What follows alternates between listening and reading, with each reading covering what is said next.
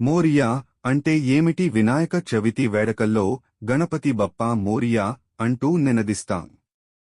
కాని మోరియా అనే మాటకు అర్థం ఎవరికీ తెలియదు. మరి మోరియా అనే మాట నినాదంగా ఎలా మారింది? ఆ పదానికి గల అర్థం ఏమిటి? దాని వెనక ఉన్న అసలు కథ ఏమిటో తెలుసుకుందాం. మోరియా అసలు కథ. 15వ శతాబ్దంలో మోరియా గోసాని అనే సాధువు ఉండేవాడు. అతను మహారాష్ట్రలోని పుణెకు 21 కిలోమీటర్లు దూరంలో చీంచ్వాడి అనే గ్రామంలో నివసించేవాడు. ఆయన గణపతికి పరమభక్తుడు. గణపతిని పూజించేందుకు చీంచ్వాడి నుంచి మోరేగావ్ వరకు రోజూ కాలినడకన వెళ్లేవాడు.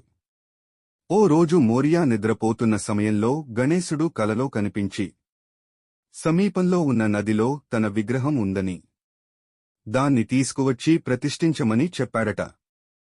కలలో గణపతి చెప్పిన మాట నిజమో కాదో వెంటనే తెలుసుకోవడానికి మోరియా అక్కడున్న నదికి వెళ్లాడు. కలలో గణపతి చెప్పినట్టుగానే నదిలో మోరియాకు వినాయకుడి విగ్రహం దొరికింది. ఈ విషయం తెలుసుకున్న స్థానికులు మోరియా గోసావి ఎంత గొప్పవాడు కాకపోతే సాక్షాత్తు వినాయకుడు కలలో కనిపిస్తాడు అంటూ మోరియాను చూసేందుకు తండోపతండాలుగా వచ్చారట. మోరియా గోసావి పాదాలను తాకి మోరియా అనటం మొదలుపెట్టారు. మోరియా గోసావి నిజంగా మంగళమూర్తియే అంటూ మొక్కారట. నది నుండి తెచ్చిన గణపతి ప్రతిమను తెచ్చి గుడిని నిర్మించాడు. మోరియా గొప్ప భక్తుడు అయ్యాడు కాబట్టి నాటినుంచి గణపతి ఉత్సవాల్లో మోరియా గోసావి పేరు గణపతి ఉత్సవాల్లో భాగమైపోయింది. ఆనాటి నుంచి గణపతి బప్పా మోరియా అనే నినాదం నిర్విరామంగా వినబడుతూనే ఉంది.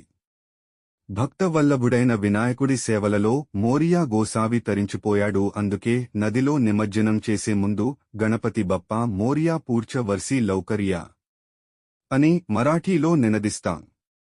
ఎందుకంటే గణపతి ప్రతిమ మోరియకు మహారాష్ట్రలోని పూణే సమీపంలో ప్రవహించే నదిలోనే దొరికింది కాబట్టి.